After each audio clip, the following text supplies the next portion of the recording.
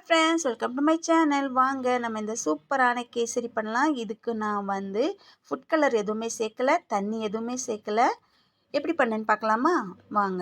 அதுக்கு நான் 1/2 கிலோ தர்பூசணி பழம் தான் எடுத்திருக்கேன். 200 கிராம் ரவை எடுத்திருக்கேன் பாருங்கள். இதை இந்த மாதிரி பீஸ் போட்டுட்டு இது மேலே இருக்கிற பெரிய பெரிய விதைகளை மட்டும் நீக்கிட்டு அப்புறமா சின்ன சின்ன பீஸாக போட்டு கட் பண்ணி எல்லாத்தையுமே எடுத்துக்கலாம் பாருங்கள். இதில் இருக்க பெரிய விதைகளை மட்டும் நீக்கிக்கலாம். இப்போ இந்த மாதிரி நல்லா எல்லாத்தையுமே பொடிசாக கட் பண்ணிவிட்டு மிக்ஸி ஜாரில் போட்டுட்டு தண்ணி எதுவுமே சேர்க்காம இதை மட்டும் நல்லா நைஸாக அரைச்சிட்டு இந்த ஜூஸை மட்டும் ஒரு வடிகட்டியை வச்சு வடிகட்டி எடுத்துக்கோங்க. இதோட மனமே அவ்வளோ நல்லா இருந்துச்சு பாருங்கள்.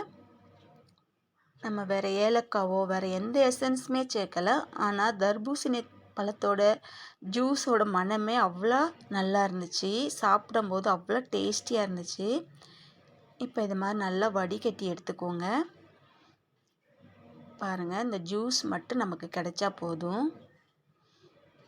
இப்போ இன்னொரு கடாயை அடுப்பில் வச்சுட்டு அடுப்பத்தை வச்சுட்டு அதில் 2 ஸ்பூன் அளவு நெய் சேர்த்துக்கோங்க. 10 முந்திரி 10 திராட்சை வறுத்து தனியாக எடுத்து வச்சுக்கிடலாம் பாருங்கள். முந்திரி கொஞ்சம் செவந்ததுக்கப்புறமா திராட்சை சேர்த்துட்டு வறுத்து ஒரு கிண்ணத்துக்கு மாற்றிக்கோங்க.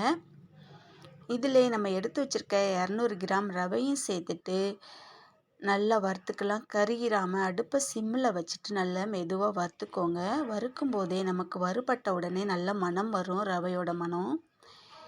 இதையும் நல்லா வறுத்து வேறு பாத்திரத்துக்கு மாற்றிட்டு அதே கடாயில் நம்ம எடுத்து வச்சுருக்க ஜூஸையும் ஊற்றிக்கலாம். நான் 200 கிராம்களை கிளாஸ் கலக்கையில் 1 கிளாஸ் வந்துச்சு ரவை. அதே கிளாஸில் 2.5 கிளாஸ் அளவு தண்ணி எடுத்திருக்கேன் பாருங்கள். இப்போ 1 கிளாஸுக்கு 2.5 கிளாஸ் இல்லை 3 கிளாஸ் கூட சேர்க்கலாம். நல்ல ரவை வேகும், நமக்கு நல்ல வெந்து கிடைக்கும் நமக்கு. பாருங்கள், இப்போ நான் 2.5 கிளாஸ் சேர்த்துருக்கேன். இது லைட்டாக கொதி வந்ததுமே நம்ம வறுத்து வச்சுக்க ரவை இது கூட சேர்த்துக்கலாம். நல்லா கொதிக்கணும்னு இல்லை, லைட்டாக கொதி வந்ததுமே ரவையை சேர்த்துட்டு நல்லா மிக்ஸ் பண்ணி விடுங்க. ரவை நல்லா வெந்து வந்ததுக்கப்புறமா பாருங்கள், இந்த மாதிரி நல்லா வெந்துட்டு பாருங்கள், லைட் பிங்க் கலராக இருக்குது. உங்களுக்கு இன்னும் டார்க்காக வேணும்னா நீங்கள் ஃபுட் கலர் சேர்த்துக்கலாம், பிங்க் கலராக. இப்போ இது நல்லா வெந்ததுக்கப்புறமா இது கூட நான் இதுக்கு 1 கிளாஸ் ரவைக்கு 1.5 கிளாஸ் அளவு சுகர் எடுத்திருக்கேன். இனிப்பு நல்லாவே இருந்துச்சு. உங்களுக்கு இனிப்பு கொஞ்சம் கம்மியாக வேணும்னு நினச்சிங்கன்னா நீங்கள் 1 கிளாஸ் கூட எடுத்துக்கலாம். ஏன்னா நமக்கு அந்த பழத்தில் இருக்கிற இனிப்பும் கிடச்சிருக்கு. இப்போ நல்லா வெந்ததுக்கப்புறமா நல்லா மிக்ஸ் ஆகிட்டு பாருங்கள். சுகரும் ரவையும் நல்லா மிக்ஸ் ஆகி நல்லா வெந்து வந்துட்டு இப்போ இது கூட 2 ஸ்பூன் அளவுக்கு நெய் சேர்த்துக்கோங்க. நான் 50 கிராம் நெய் எடுத்திருக்கேன். இதை 2 ஸ்பூனாக சேர்த்துட்டு நல்லா மிக்ஸ் பண்ணி விடுங்க. அப்போ தான் நமக்கு கரண்டியில் ஒட்டாமல் நல்லா கிடைக்கும் பாருங்கள் கேசரி. ஒரு பிஞ்சளவு உப்பு சேர்த்துக்கோங்க. நம்ம வறுத்து வச்சுருக்க முந்திரி திராட்சையும் சேர்த்துட்டு நல்லா மிக்ஸ் பண்ணி விட்டுட்டு நம்ம வேறு பாத்திரத்துக்கு மாற்றிக்கலாம். இந்த மாதிரி எல்லாத்தையும் நல்லா மிக்ஸ் பண்ணி விட்டுக்கோங்க. நீங்கள் நெய் நிறைய சேர்ப்பீங்கன்னா இன்னும் 50 கூட சேர்த்துக்கலாம். இதை விட இன்னும் நல்லாயிருக்கும்.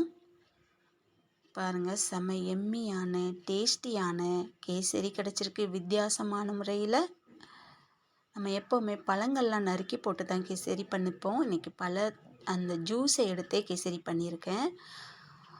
அவ்வளோ மணமாகவும் டேஸ்டியாகவும் இருந்துச்சு. இப்போ ஒரு கிண்ணத்தில் நெய் தடவிட்டு அதில் கேசரி எடுத்து வச்சுட்டு இதுக்கு மேலே 1 ஸ்பூன் நெய்யை விட்டு நல்லா ஒன்று போல் ஆக்கிட்டு முந்திரி திராட்சையை செட் பண்ணிக்கோங்க. இப்போது நமக்கு டேஸ்டியான கேசரி ரெடி. இந்த வீடியோ பிடிச்சிருந்தால் லைக் பண்ணுங்கள், ஷேர் பண்ணுங்கள், கமெண்ட் பண்ணுங்கள்.